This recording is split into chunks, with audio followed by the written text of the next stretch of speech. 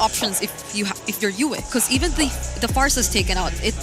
I did feel that this would be out of the picture because it would have been too perfect if it's a Grok, Farsa, Yi Sun-shin together. That's too much. In a single lineup. Although TNC does have the Lancelot, but it's still, as you can see, mad respect for Yue. So, unless they want to save it for last, Edward might show his XP lane hero here. I guess a bit of backline too would be helpful. Because they already have the Grok and the Ruby as well. But they get the Novaria. And what you were talking about, this is a backline specialist, if you would call it. But hey, you're looking at TNC trying to do it again. Benny Cutie. It didn't work last time though in their current playoff route, but they were still able to make it here, which is a really good sign, meaning that they could run it back, hopefully get a better opportunity. And again, another Yuzong from TNC. You're looking at 3 or maybe even 4 heroes from the Phoenix Army that are looking for the Demon Kite and Yue constantly. So if you are Master of the Basics, you're gonna have to answer with damage as well. You gotta fight them with everything that they've got. Yeah, and as mentioned, still a very reliable way to look for the backlines. Yeah. Especially paired with the Novaria. Like, that's gonna be huge for them. Constantly being able to reveal the opponents, increasing the hitbox, and maximizing the passive that the Lapu Lapu has. So essentially, if you look at it, it looks like a very aggressive XP laner, but you could help it be a lot more tanky through that. So I'm liking what I'm seeing from both teams so far, especially TNC. This feels like a lineup that can allow them to be very aggressive and similar to what or how they were yesterday. But this is an Aurora that has all their eyes set on activating Demon Kite, and that is something that they fundamentally mastered, and TNC has to find a way to deal with that. For TNC, they have to put their foot on that gas, never stopping aggression, because Aurora has a ticking time bomb in Novaria, and now it's game number 2. Leonaisu, go get him. Thank you so much, Hans. And bring it up real quick. You were wondering about matcha or whey protein. How about matcha or whey protein flavored like matcha? I'll chug that. You'll chug that? I will too. Let's jump into game 2 here for TNC and Aurora. Legend. We saw the index, man. I do gotta say, the index is favoring the early to mid game for TNC with this lineup here, and I have to agree with our panel. Benny Cutie, and I'm sure there was viewers too that saw yesterday's games. This is a Cho Benny Cutie. It didn't work the way they wanted to yesterday. We had a lot of questions on some of the way that it was utilized. Maybe it's going to be better here, Leo. I'd like to think so too. Glass half full type-ish, but looking at Aurora, they have so many comfortable heroes. And again, Demon Kite is just getting better and better on these fighters. Yep. That I think there's a wombo combo with this Novaria on everybody. Yeah. Bravest fighter, Landshaker, echoes. I'm offended, echoes. Tech charge Rampart, echoes. Just everything is echoing at this point. And that's what I'm worried about for TNC, because this lineup, especially, again, Benny Cutie, I feel like his job to be able to find a mark or find that back line is going to be very difficult with this kind of composition that Aurora brought to the table. All the more, you know how I know that Aurora are confident that they're fine, that they shouldn't worry. Not a single Purify surge. Oh my god! They dogpile a 3-bar this early. They answer back in kind. Edward helps to serve up a kill as Demon Kite. They draw first blood. Shackle's gonna be up next. Mount Shark are thrown at the Mamba, and the Mamba falls. Demon Kite smiling with 2 kills to start. Oh, I don't think Zyda, he's a little bit too late to the party, man. Double kill already in the hands of Demon Kite on this YSS. Mind you, you saw the win-to-loss ratio here. Demon Kite and Edward both monsters on these heroes. There's a big echo as Zyda threads the needle, takes that turtle, and look at this kick, serving up a kill. Down goes Demon Kite just like that. They even the score off camera though. We almost missed it. Demon Kite takes down Lancey. How'd that happen? Yeah, good question. And just as I was saying it, you know, Aurora had a great exchange up top, but then they get immediately punished. They decided to fight for that turtle. They probably didn't have to. Honestly, they could have probably just given that one up and then readjusted from there. That's what surprised me. TNC again, very characteristic of how they've played ever since the Season 16 playoff started. Oh my god, a kick! I'll talk about this later! They find Dominkite! Oh man, my optimism or their naivety. No Purify makes no difference to me, but they seem to be suffering. They are suffering, man, and this is already a better start for Benny Cutie. Now 2 for 2, I'd say, being able to find the right way the Dragon kicks. Definitely off to a better start, but I think even so, TNC is going to have to take this lead that they have themselves and scale up as quick as possible.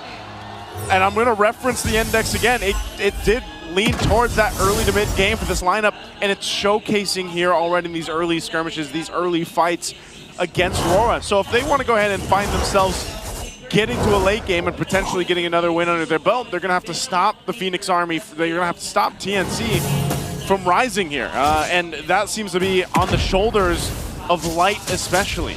Light has to think ahead and see where these Phoenix flashes are going to be coming from, because that's what defined this turnaround. That's what got TNC this 1,000 and growing gold lead. Out of nowhere, they just fight back and said, yeah, no, you thought we were down, but nah, we're okay. And this is, again, I think a lot of people also want to see Lancey, to an extent, on this Lunox have a much better time scaling up and utilizing that burst of damage that a Lunox can bring to the table here. So second turtle is up. TNC, with the advantage they have, they should get in position for this. Again, this is Expanding Rivers. This is a map that I believe Aurora has not lost on yet. 8-0, if I recall right, 100% win rate on Expanding Rivers. This one is definitely looking a little tough for them, as the second turtle is cleanly taken for TNC. 2 for 2. Zyda is almost 2 full levels ahead of Dominkite. What happened? It was a great start for Aurora, and now Dominkite struggling to even keep his own purple. Chakano almost got him there. Oh, okay, yeah, look at the pressure on Dominkite's jungle right now. TNC, knowing that they have the advantage, they'll continue to press on the wound that Aurora felt after those mistakes in the early game. So now they're dealing with damage control, manage the waves. You gotta remember too, this Novaria does scale really well into the late game. So if that's one thing, and this is what UA I feel like likes to do, he likes to opt for those heroes, those mages that are almost a late game insurance policy in themselves. Again, you think about last season, the Sicilian, he was like one of the only few players that picked it up. And even then, even this season, he's picked it up a couple times. UA is a rare breed. One of those players that actually play like him is now a coach for TNC, Etomax, a great range-based mage. The other is AP Brenzone Aqua. So yeah, UA is a generational talent. Maybe he is the key. Maybe the rest of Aurora are struggling so that they wait until UA is ready, but that's not now. The reality is TNC is up by 2,000 gold. This is the best lead that they could hope for right now in this game with this kind of lineup that they have. And at the same time, I'm just, again, I feel like this is on almost like on a clock, this lineup for TNC though, because I do feel like that, yes, that amount of damage that a Benny Cutie Cho can pump out, it is going to get a little bit more difficult, unless, again, he finds those windows of opportunity and those timings to be able to get the right targets here. But when we get to the late game and the scaling comes into place, Aurora, I feel like late game will be in that position. I think Benny Cutie running out of time or being scaled out in the late game is the least of their problems. No matter what you do, no matter what you say, a kick is a kick. Yeah. So the damage can come from elsewhere. What I'm worried about is 3mar. 3mar is, on the Yuzhong, is great in the early, but he's the one who's going to sort of lose damage and just become a petrifying machine later on. Yeah, he's going to have to use that. They might use that here. Get this third turtle, they're going to fight for it. Black Dragon form, zoning out. Dominkite cannot break through. And now that's a 2v1. They got a 3v1. The Mamba obliges them as 3mar gets healed up by the Revitalize. And this 2K gold lead, you feel it, man. It's an arms race. And look, Dominkite getting chased down by Zyda. Now Dominkite gonna fight back. Dominkite falls. Nothing on the board for Aurora. Oh, I think Dominkite thought that he could actually heal a little bit back up there and buy enough time for the team to capitalize on getting a kill on Zyda. That doesn't happen. Dominkite just not tanky enough. And even so, it's just showing that even down 3,000 gold, they couldn't capitalize on killing 3mar. He was quite low after the Black Dragon form, but still maintained himself in that fight and kept things together for TNC. So now getting that gold lead even further. They've got 3 for 3 for the turtles. They're taking turrets now too. Aurora doesn't have a single turret down. so they're going to have to figure something out. Let's take a look at the items here, too. A You can see majority this. of the gold lead is between Benny and Dominkite. Yeah. So Dominkite, he's the one they're waiting for. UA is on time. Everyone else is close to, or at least gold-wise. EXP-wise, Dominkite, Zyda don't even get it started. Yeah. But Dominkite is so behind. Maybe in the sense that 3mar becomes a petrified machine, one of the jobs for Dominkite is just to be a I'm offended machine, a crowd control source, if you will. Oh! Goodbye. You hear the MPL arena groan as Dominkite fails to get his own purple. It's not too often you see Dominkite behind, you know? Like, if you think about all the previous games that Aurora has won, even in the regular season, there wasn't many times where Dominkite has been playing from behind. He's now, what, 3 levels behind? 3 levels behind Zyda.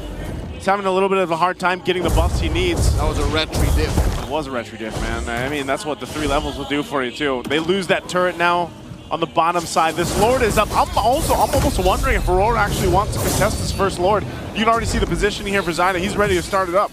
Weirdly enough, this is one of those moments where I'd say, go ahead. I think Aurora have enough utility, and maybe if they have enough cojones to try and steal, but again, retry diff, sure, what if you can chain CC? You can isolate Zyda enough. Will there be enough time between that and the retribution difference that he has to stop you? They're going for this dance, and I think TNC have all the incentive to just blitz this. I don't think Aurora can answer back that quickly. Yeah, it looks like they're going to take their time with it, though, too. Benny's still on that bottom side, farming up, doing his thing. Aurora, again, they won't have to commit to this. It's better if they don't. They stall out TNC. Light's whole purpose is just to give the vision, although he takes quite a bit of damage, even though he's supposed to be the tankier member here for Aurora. But still, look at the positioning of Dominkite, too. He's going to be able to follow Benny. Uh-oh. Are they going to be forced to fight themselves? I don't think he was following Benny. I think Benny was following him. Full-on combo. Takes down Dominkite 1v1. Ain't nothing there for him to get as TNC do the inevitable and take that Lord. That's a damn you, Benny moment right there if you're Dominkite, man. I mean, he wasn't ready, and now the fight on this side of the map, they're going to have to deal with the push coming forward from TNC. Dominkite, very difficult. Like I was saying, I think at this point, or even if they get further in this game, it's going to be that sense of I just got to get a crowd control off on TNC. He's kind of been shut down at this point. I mean, again, you pointed out the gold deficit between the gold laners alone. Look at him. Oh, God. 2.3 thousand behind. 2,000, Joseph. That's almost half of this whole damn gold lead that TNC has. I'm saying, man, that's why he's got brute force, war axe. All right, luckily. Oh my God, he gets again! Oh the no! Kick, the flicker to the other side!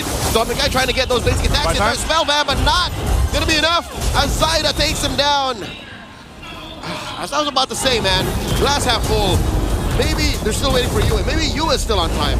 He might be. I think, again, though, you're finding yourself in this situation with these fighter gold laners where if you fall behind like this, you're kind of just, you're not really useful in any of these team fights, and now it's them trying to hold on here. Here we go, the AOG.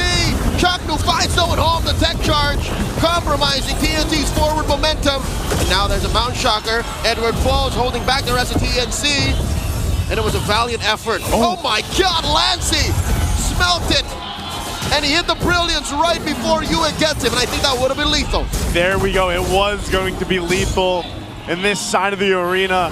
The Phoenix Army is standing up because of what TNC is doing to the #1 seed team that came into the playoffs here. Again, just a phenomenal game too. They brought in a lineup that shined in the early to mid game, and they haven't let up since. Now almost 9,000 gold ahead against Aurora. 3,000 between Zyda and Dominkite. Another 3,000 between Benny and Doming. That means there's an unaccounted for 3,000 just spread between the rest of the other roles. So TNC, they're living in the cyber age, while Aurora are just discovering a wheel. Yeah, that's not the tech tree you want to be in, man. You know, like, you're going to have to do something here. They're not even speaking the same language. They're not. The only language they can probably speak here is if they get a tech charge off. And then even then, that's violence. It's like, what do they do? Yeah, I mean, like, do they have enough damage? Because even the base defense that we saw earlier, when they set things up, it just wasn't there for them. Again, it's just not enough. When you have a YSS, you know, you always got to set things up, and then you don't really have that traditional kind of gold laner damage that you could rely on. It's different this time around. I'd say Benikudi has definitely shown that he wanted to run it back. He ran it back. By the way, check this out. This is the Infinix GT30. Experience victory for every Madlang gamer. And the Zyda going to set up for this next Lord. This is a big one. I don't think Aurora is going to be able to do anything here, though. That's what Zyda sees as he threads the line between Stone Cold Killer and Wave Manager. So that's what he was taking care of, mid-bottom, just so that this Lord take could be cleaner. Yep. It's clear Aurora don't want none, but they are going to try. Mount Shotgun was an I'm offended, plus the full-on echoes. They take down Betty! That's a -1! All this while, Zyda secures the Lord. Hey, it's something. It's something. And with that, it's not a whole lot of gold or anything in their hands, but it's something in a way. Well, Aurora now might have an opportunity to go ahead and get this defense underway. They still have, what, it's only 20 seconds for Benny to be back up. So they'll go ahead and delay this push into the base till Benny comes up here. And that's the thing, Aurora, they put in a lot to get someone, and it happened to be Benny.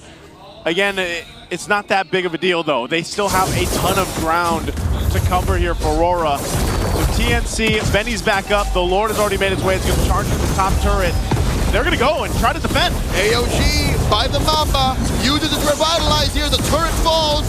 Look at the damage coming in from Aurora. Might have been short as Edward tries to break that line. Down goes Lancey. Yue finds him. Double kill for the Black Dragon. 3 more deep behind enemy lines.